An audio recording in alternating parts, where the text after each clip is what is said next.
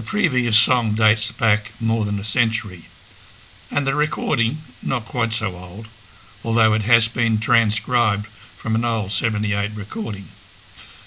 The writer of this song, Colonel Arthur Smith Arnott, was the son of the famous biscuit maker and had left the family bakery in Newcastle to throw his lot in with the fledgling Salvation Army. For many years he was responsible for various youth activities and often wrote songs such as this for musical presentations. The lyrics are probably a little antiquated today, but there is one important line that reoccurs in the chorus. Tell them with your lips and by your actions too. Arthur Arnott was convinced the best demonstration of Christ's love came via our lips and our actions. Down through the centuries, genuine Christian love has been the hallmark of the Christian lifestyle. Although at times the Church has allowed other facets of Christianity to predominate. If love is to be the pattern of our way of life, we need to understand exactly what it is we are speaking about. There are times when Christians have a sense of guilt because they may not have warm, fuzzy feelings towards someone to whom they are ministering. When we speak about Christian love, we are not speaking about an emotional feeling, for at their best, emotions are mercurial things that flow and ebb. Obviously, Jesus was speaking about something more than just fleeting human emotions. When he was gone, Jesus said, "Now the Son of Man is glorified, and God is glorified in him. If God is glorified in him, God will glorify the Son in himself and will glorify him at once. My children, I will be with you only a little longer. You will look for me, and just as I told the Jews, so I tell you now, where I am going, you cannot come. A new command I give you. Love one another. As I have loved you, so you must love one another. By this everyone will know that you are my disciples, if you love one another. Simon Peter asked him, Lord, where are you going? Jesus replied, Where I am going you cannot follow now, but you will follow later. Peter asked, Lord, why can't I follow you now? I will lay down my life for you. Then Jesus answered, Will you really lay down your life for me? Very truly I tell you, before the rooster crows, you will disown me 3 times. Just prior to his crucifixion, Jesus' words at the Last Supper take on a quite deep and meaningful implication, and we can see a connection with the greatest commandment, to love your neighbour as yourself. He is facing betrayal and certain death, so there is a sense where this is a deathbed declaration. So now I am giving you a new commandment, love each other. Just as I have loved you, you should love each other. Your love for one another will prove to the world that you are my disciples. Within a short space of time, Jesus would go on to validate his love.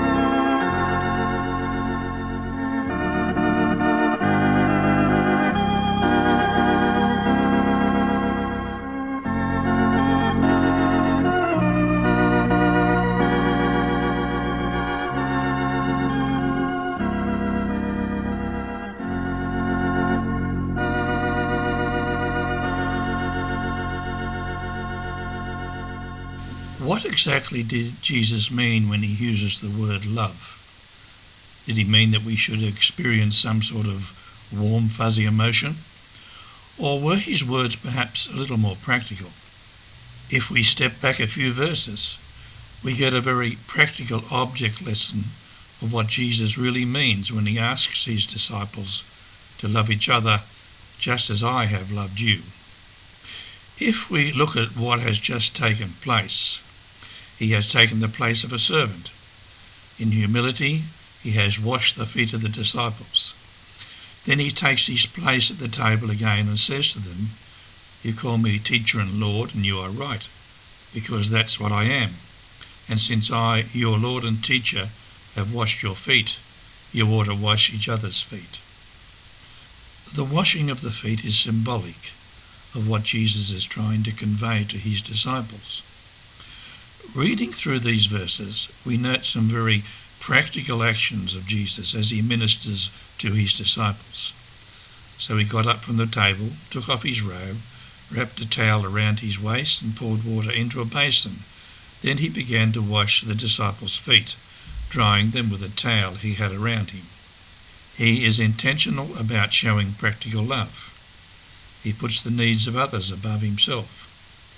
He intentionally assumes the mantle of humility. He is willing to serve. He treats his disciples with esteem and respect. Jesus has not only set a significant and radical standard of love, he has demonstrated that this love is something that is actionable, practical, and capable of being directed through our own cognitive processes. That is to say, it has more to do with thoughtful actions than human emotions. It's as if Jesus is saying, both to his disciples and to all who follow him as believers, when your love for each other displays itself in humble, thoughtful, and actionable deeds, it will prove to the world that you are my disciples.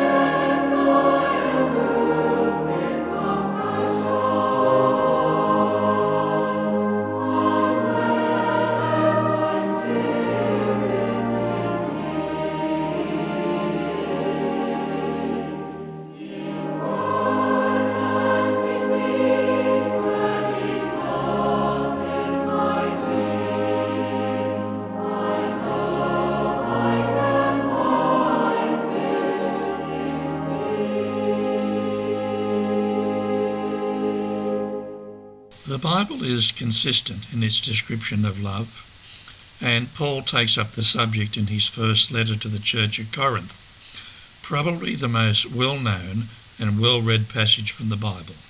Love is patient. Love is kind. It does not envy. It does not boast. It is not proud. It does not dishonor others. It is not self-seeking. It is not easily angered. It keeps no record of wrongs. Love does not delight in evil, but rejoices with the truth. It always protects, always trusts, always hopes, always perseveres. As we survey these qualities of love as Paul outlines them in verses 4 to 7, we are hard-pressed to find a warm, fuzzy feeling among them. The reality is that they are, in the most, qualities or characteristics that will take some tough work and implementation.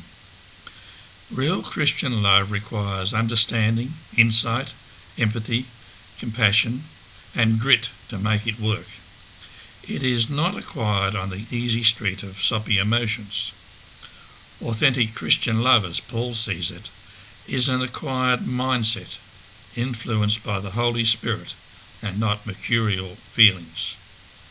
It is being patient and kind, not being proud, not being rude, not demanding our own way, not being irritable, never giving up, never losing faith, always being hopeful, enduring through every circumstance. Christian love is not some cold, calculating or indifferent emotion. It involves genuine compassion and engages both the heart and the mind. We need to be careful and not confuse compassion with some sort of soppy emotion. Compassion calls for a degree of cognitive and intentional response that may well be aside from emotion. It is a sympathetic consciousness of another's distress, together with a desire to alleviate it. It may well be that we can have compassion for people whose behaviour and lifestyle we don't necessarily like. In the final analysis, as Christians, we are called to manifest the love of God to a fallen, broken and suffering world. In a world deprived of loving, help us, Lord, your word obey. By the love we show each other, those around will know your way. Help us, Lord, to be a river flowing from a heavenly place. In our lives and in our loving, be a channel of your grace.